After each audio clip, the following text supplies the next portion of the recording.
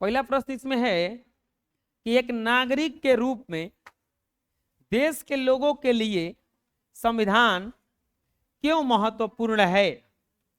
एक नागरिक के लिए नागरिक के रूप में देश के लोगों के लिए संविधान क्यों महत्वपूर्ण है। तो संविधान नियमों का एक संग्रह होता है। संविधान क्या है? नियम है जिसके अनुसार देश तथा समाज का काम काज चलता है। संविधान में नागरिकों के मौलिक अधिकारों का उल्लेख होता है, अतः यह नागरिकों के मौलिक अधिकारों की रक्षा करता है। यह नागरिकों को राजनीतिक पद पाने तथा मत देने के अधिकार प्रदान करता है। यह लोगों को न्याय, अभिव्यक्ति की स्वतंत्रता, धर्म की स्वतंत्रता तथा अवसर की समानता प्रदान करता है। अतः एक नागरिक के रूप में देश के लोगों के लिए संविधान महत्वपूर्ण एवं अनिवार्य है। तो सोचो, संविधान ना रहेगा तो सब कुछ उलट पुलट हो जाएगा ना। तो संविधान बहुत महत्वपूर्ण है क्योंकि सब एक नियम है ये, और उस नियम में लिखे गए सभी नियमों के अनुसार ही पूरा देश ये चलता रहता है। लिख लीजिए। नेक्स्ट, स्वतंत्रता आंदोलन के दौरान भारत के लोगों ने अपना संविधान बनाने की मांग क्यों रखी। तो देखो, उत्तर होगा कि भारत के लोग ब्रिटिश दासता से ऊब चुके थे क्योंकि उनके साथ बर्बरता पूर्वक व्यवहार किया जाता था। उन्हें न बोलने की आजादी थी और न ही शासन में अच्छा पद पाने की। अब ऐसा शासन रहेगा तो कौन कुछ कहेगा। उन्हें सामाजिक, राजनीतिक तथा आर्थिक आजादी प्राप्त नहीं थी। दमन पूर्ण शासन से त्रस्त लोगों को लगा कि जब तक अपना संविधान नहीं होगा तब तक बेहतर शासन की कल्पना नहीं की जा सकती। अतः स्वतंत्रता आंदोलन के दौरान भारत के लोगों ने अपना संविधान बनाने की मांग रखी और बोले कि हम लोग अपना संविधान बनाएंगे और अपना सब कुछ करेंगे। तो ये कारण था मांगने का, क्योंकि ऊब चुका था आदमी अंग्रेज लोगों से। लिख लीजिए। नेक्स्ट, भारत के संविधान में दिए गए मूल्यों में से कौन से मूल्य सबसे महत्वपूर्ण लगते हैं और क्यों। जो संविधान में मूल्य दिया गया है उसमें कौन कौन सा मूल्य सबसे महत्वपूर्ण लगता है।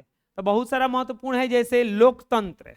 लोकतंत्र मतलब यहाँ शासन करने वाले लोगों द्वारा ही चुने जाते हैं। अपनी मर्जी से हम लोगों पे कोई नहीं थोपता है। हम लोग लालू यादव को चुनेंगे कि नीतीश कुमार को, राहुल गांधी को चुनेंगे कि मोदी को, किसको चुनना है ये हम लोगों के हाथ में है। ऐसे ही कोई आके नहीं बैठ जाएगा कि हम शासन चलाएंगे, हम शासन चलाएंगे। दूसरा चीज है, हम लोग स्वतंत्र हैं हर चीज के लिए। तीसरा चीज है, हम लोगों में समानता पाई जाती है, एक समान सबको देखा जाता है। धर्म निरपेक्षता है, हम लोग कोई भी धर्म मान सकते हैं। इसकी महत्ता के कारण ही सबसे पहले इसे संविधान के उद्देश्यों में स्थान दिया गया तथा इन्हें संविधान के उद्देशिका में भी लिखा गया। उद्देशिका में भी यही था। लिख लीजिए। नेक्स्ट, भारतीय संविधान में दिए गए समता और सामाजिक न्याय को लागू करने के लिए जो योजनाएं चलाई जा रही हैं उन्हें निम्नलिखित तालिका में लिखिए। जैसे समता का मूल्य, समता मतलब समानता का मूल्य क्या क्या है। तो सभी वृद्धावस्था में पेंशन योजना, बूढ़े होने पर पेंशन मिलने लगता है। दूसरा, अनुसूचित जातियों एवं जनजातियों के छात्र छात्राओं को छात्रवृत्ति देना, सबको बराबर छात्रवृत्ति मिलता है। निम्न वर्गों एवं पिछड़े वर्गों के हेतु आरक्षण की सुविधा देना, सबको एक समान नहीं रखा गया है, आरक्षण देकर के किसी को आगे किया गया है। सामाजिक न्याय क्या है? मुख्य पुस्तकें देना, छात्राओं को साइकिल देना, अनुसूचित जाति तथा जनजातियों के हेतु आवास की व्यवस्था कराना, खास जरूरत वाले लोगों को विशेष सुविधाएं देना जैसे रैंप बनाना, पहियों वाली कुर्सियों का प्रबंध करना आदि। आप लोग देखे होंगे कोई विकलांग अगर हो जाता है। नेक्स्ट, नीचे दिए गए गद्यांश को ध्यान से पढ़िए और इसके उत्तर दीजिए। गद्यांश क्या है देखिए। विधानसभा की बैठक की गई। दिल्ली के विधानसभा में 8:30 बजे शुरू हुई। माननीय डॉक्टर राजेंद्र प्रसाद ने सभा की अध्यक्षता की। इस सभा में माननीय सरदार वल्लभ भाई पटेल ने अपने विचार प्रस्तुत किए। समिति में 2 विचारधाराएं थी।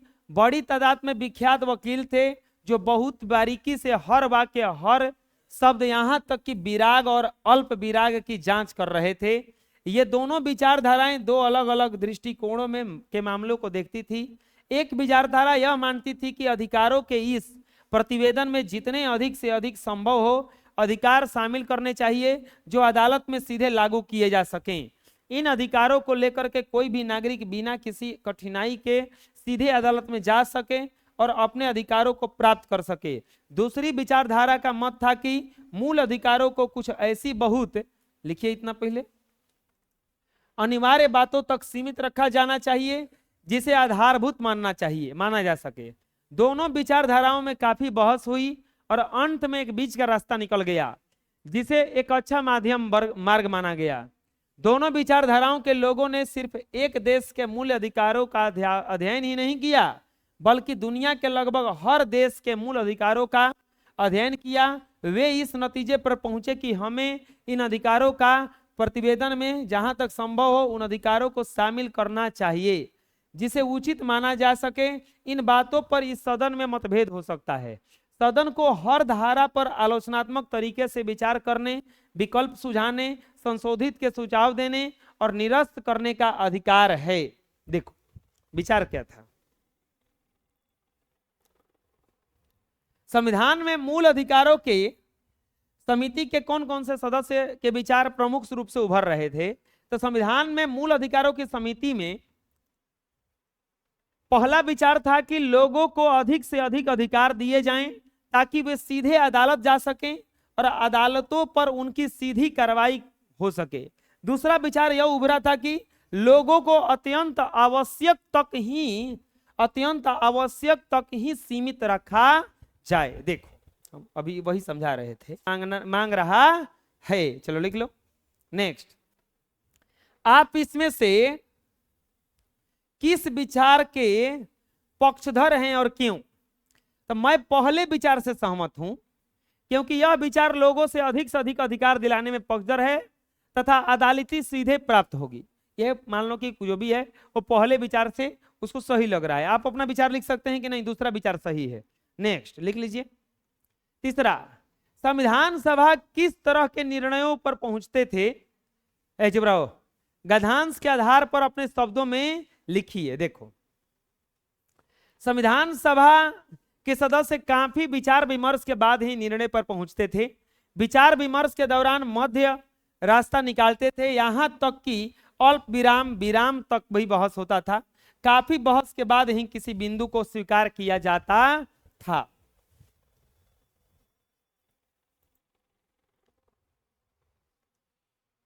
और इस तरह से ये पाठ खत्म हो गया।